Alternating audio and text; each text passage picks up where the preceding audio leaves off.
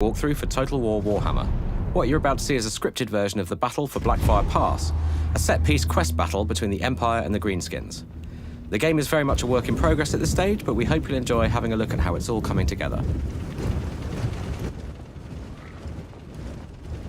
Now is the time, men of the Empire, to unite, for the Orcs gather. Beyond the pass, a war boss draws to him all that is foul. An Orc horde beyond imagining. As Sigmar thought, so shall we. We will become part of the legend. We will wipe the Orcs from our door. And only when this is done, when our nation has healed, shall I take up Gal Maraz for Sigmar, for the Empire, for the Warhammer! So that was Emperor Karl Franz giving his rousing pre-battle speech. He's one of the game's legendary lords, so he's a powerful general and a mighty warrior in his own right. Playing a campaign as the Empire, you'll unlock this particular quest battle as Karl Franz levels up. So the Empire's fielding a lot of artillery in this battle, but it's worth noting that you won't just be able to recruit all of this stuff right from the start of the game. There are quite a few late-game units on show here today, and the same goes for spells as well. You'll see a lot of kind of late-game, high-level stuff.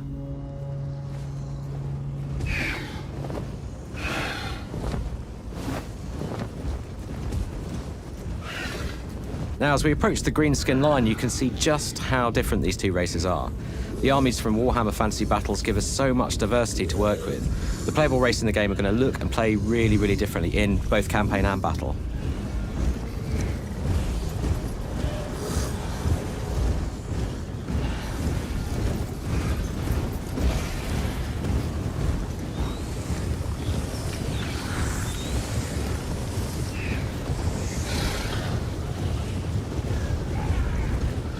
And looking out over Blackfire Pass for a second here, you can just see the kind of fantastical landscapes that we've never been able to do before in a Total War game. And this is just one geographical part of the old world. And this is the Greenskin race leader Grimgor Ironhide. He's accompanied by the Immortals, his hard-as-nails band of Black Orc bodyguards. He's also brought an Orc Shaman into battle with him, so we'll see him throwing some spells around in a bit.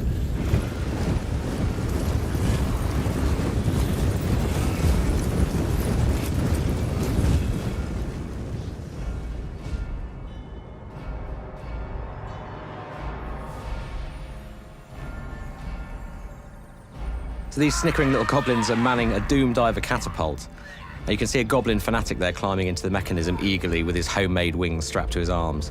And as it fires, you can opt to take first-person control of the Doom Diver and pilot him to his doom. Now, it's a pretty wild ride, but once you get the hang of it, you can really get proficient.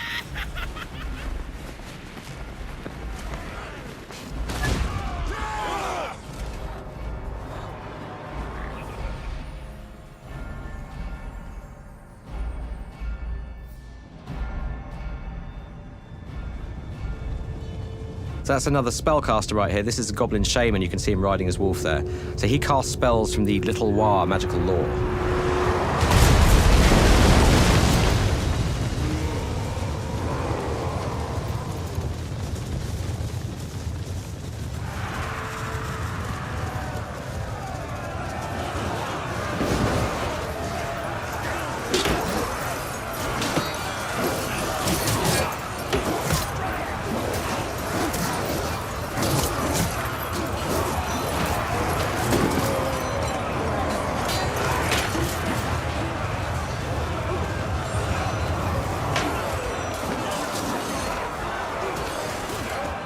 So there's a bit of a flanking counterattack lining up here from the Empire. We've got some ranged cavalry up front there in the shape of Outriders and Pistoliers. Coming up behind them, we have the noble Imperial Knights of the Reichsguard and a unit of Demigriff Knights.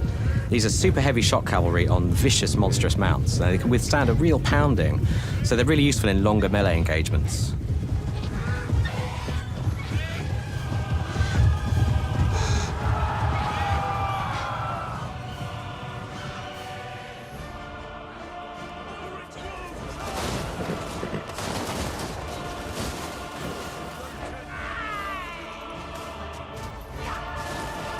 So the Goblin Shaman here has just cast a spell called the Curse of the Bad Moon.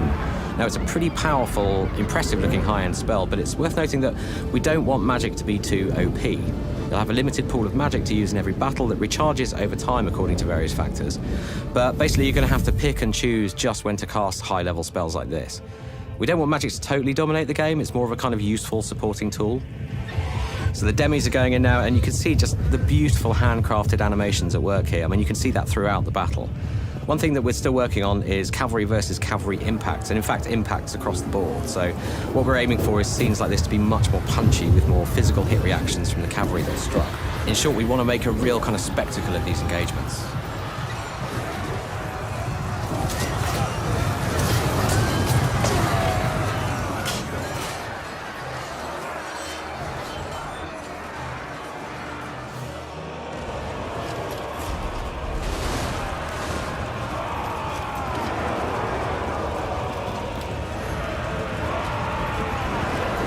So panning down the line here, you can see just how dynamic our infantry charges have become. You've got units leaping into the fray, defenders physically bracing for impact. You've got AoE attacks going off from large characters. That's Grimgor Ironhide there, getting stuck in with his big magical axe.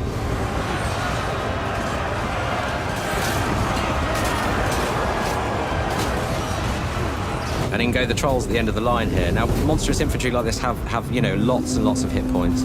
They can mete out a ton of damage with those big attacks as well. And these guys are also, as you can see, partial to puking acid bile all over their enemies.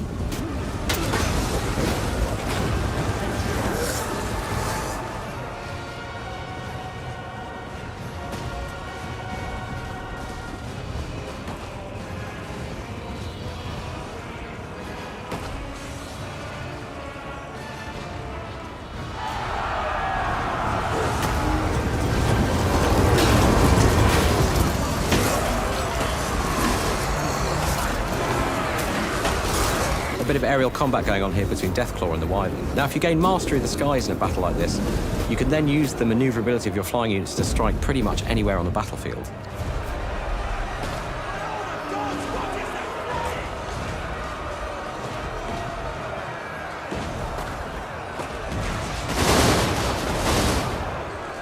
And as the Wyvern comes down here to attack these state troopers, you can see how each of these big monsters has some really spectacular combat animations. And it really brings them to life and gives them tons of character.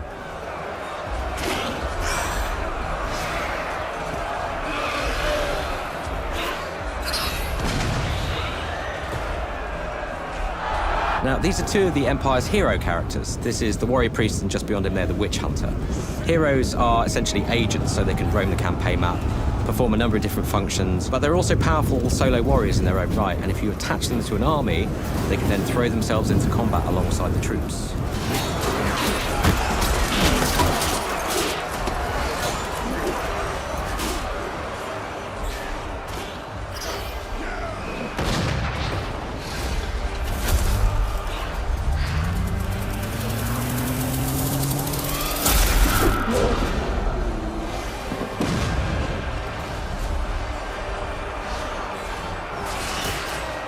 So this is the Orc Shaman casting one of the spells from the Big War magical lore.